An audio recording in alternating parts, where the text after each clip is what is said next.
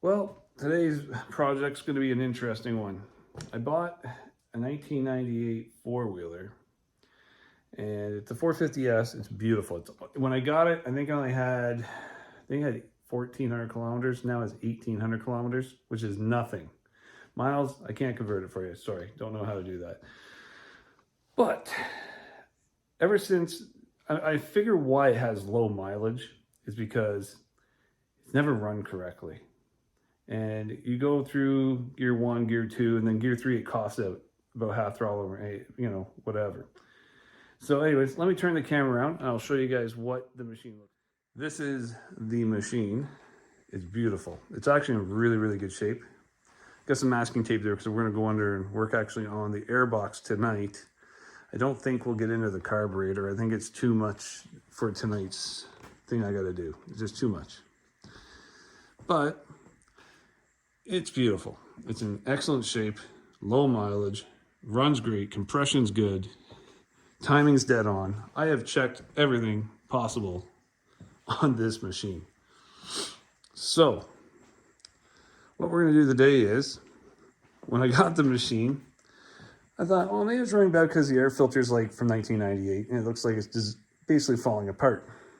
Well, this metal body that the new foam piece was supposed to go on, I threw it out because the foam was so stuck to it, I thought it was part of a one-piece kind of deal. Well, these are very hard to come by. Amazingly, I ordered it out of the US, a place out of Michigan, and they had the part, so I ordered a new one. The other thing I ordered was a bracket to bolt it in. It goes, it's like an L bracket that goes onto the air cleaner box. New carburetor, because I've done everything to this carburetor. I've cleaned it. I've rebuilt it. I've done everything. Just cannot get it to work right. Anyone knows Hondas are very picky, if we want to put it that way. The next thing I also got was this little foam piece that's at the bottom of the airbox. That's for the PVC. So it just goes underneath the air filter. It doesn't affect performance, but just because I want things perfect, that's what I'm doing. So let's get into this, and we're just going to put the new body with the filter that I currently bought and put the foam piece in and go from there. All right, first thing we're going to do, I have the parking brake on, ignition's off. There's no power to the system, won't kill you. I'm going to take the seat off and we're going to get into this. This thing's like brand new. You can see this is amazing. So let's get the airbox open. Okay.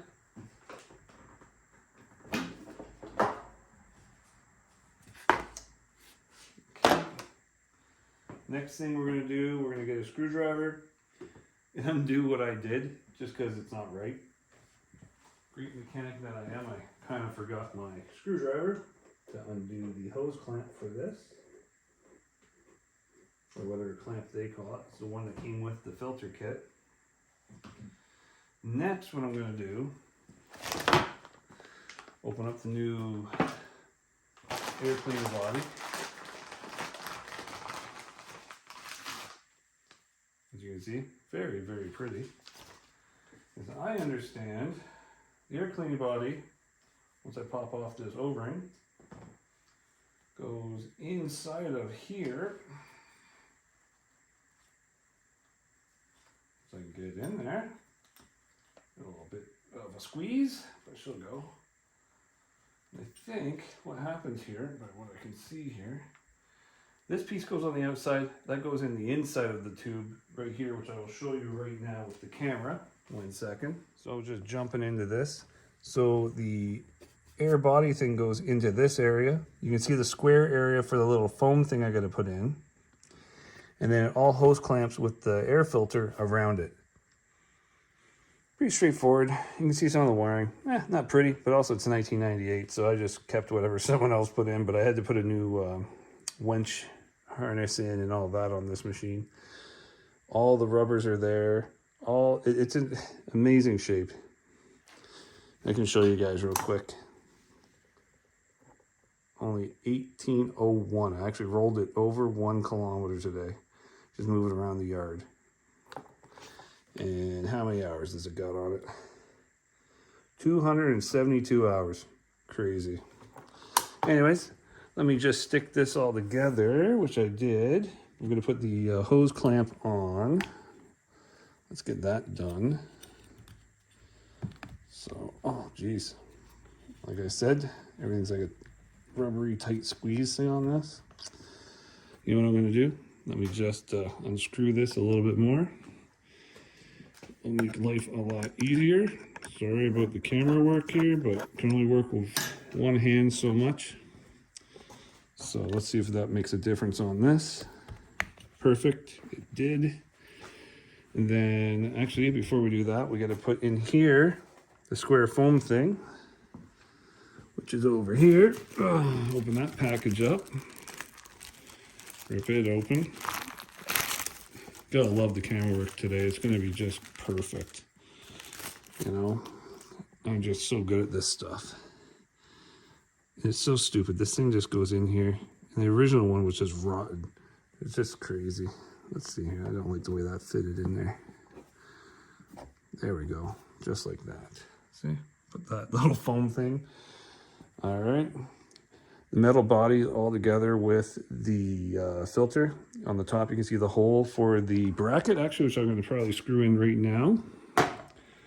Let's get that done.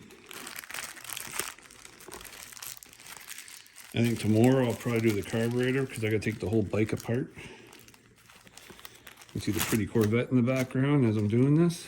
All right, so you can see it has a thread on the end. We're going to screw that in together. All right, feels good. Oh, no, it doesn't feel good. Oh, butter. Just one thread together. Put the camera back in its holder here. There we go. So let's see here. Screw this thing. There we go. A lot easier to get two hands, that's for sure. All right, so once this is all screwed together tight, I just want to see how it fits together. I can't actually remember. Well, it looks like I know where this goes. All right, here we go. Let's bring you guys back in with me from my view. Should probably have a friggin' head camera on or something like that. But anyhow, that body goes on there. That bracket goes there. It squeezes. This is a lot better. So this goes inside that tube down there, which I'm doing right now. If I can get it. There we go. Oh man, this is a double-handed job again. But you get in like that, and it'll all pop together, supposedly. So let's see. Oh, there you go. Gotta really force this bugger. Isn't that interesting? Voila. Something like that. There you go. Only thing is, I like my logos on my Go Fast parts pointing upwards. So I'm going to rotate that right now. You got to show the logos. You just can't not put something nice in and not show it, you know. So there you go. Make sure this piece is clipped into the box up here. It's very firm fitting in here now, so that tightens up. I bet you half the problem I created on my own, but I don't think it's going to change the way it runs. I will test it with this setup. Maybe she was getting too much air. I don't know. But anyways, let's get on to the next part. Let me button it up and we'll start it up and see how she sounds. Did a few things off camera. I tightened up the hose clamp. I pushed it into where it's supposed to be, so it's not pushing out on the box, as you can see here now. It's not doing that, what it was in the last chunk of the video. Put all my speed labels upwards. Gotta have the speed sticker on there. You know, you gotta know you think you're fast. Anyhow, let me just put this clip back on. Put her in like so. Clip, clip, clip, and clip. Nice. Now she's all back together. Just for the hell of it, I want to show you guys how well this thing starts. Put a bit of choke on, hit the starter. This thing runs like a charm. Listen to that thing, beautiful. Let her idle down.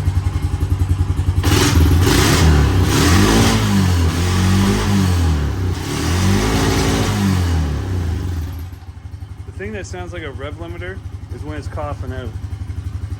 to me, I think it's too much. I've checked the fuel, I've adjusted my jets, I've adjusted the idle needle, I've done everything possible you can think of. Anyways, let's turn this off before I die. So, like I said, turn this thing off before I die. What I plan on doing tomorrow is going to put the new carburetor on. Cross my fingers that's the actual problem. If not, I have no clue what to do with this thing. Should I sell it? You know, because I do have, if you look in the background, a new 520. Not like I need it, but I love it. It's one of those things like a classic car. It's a collector's Honda, honestly, I would say it is. Unless you got like a vintage 3-wheeler or something like that, or an old Honda 350 4-wheeler, the first of the 4x4s of these. It's really sad to, you know, just sell it when it has so much potential. Like I could go 4-wheeling with my son. He's 18 years old. So what do you think I should do? Keep it, fix it? Well, tomorrow's video, which you will see, you know, this machine will be running. I just got to figure out what the heck to do if it doesn't run. So anyways, thanks for watching. Made a lot shorter video today, not a 53-minute video like I did on the the work I did the other day. But you know what? I like doing things right. Like I said, I do sometimes do things half-assed, but barely. You know, and I'll give you some more stories. There's work to do on the Corvette. It has some carb issues also, but nothing like this. And thanks for watching. And if you like it, like it. If you want to subscribe, subscribe. It's only like 5 videos, but it's worth taking a look. Thanks for watching.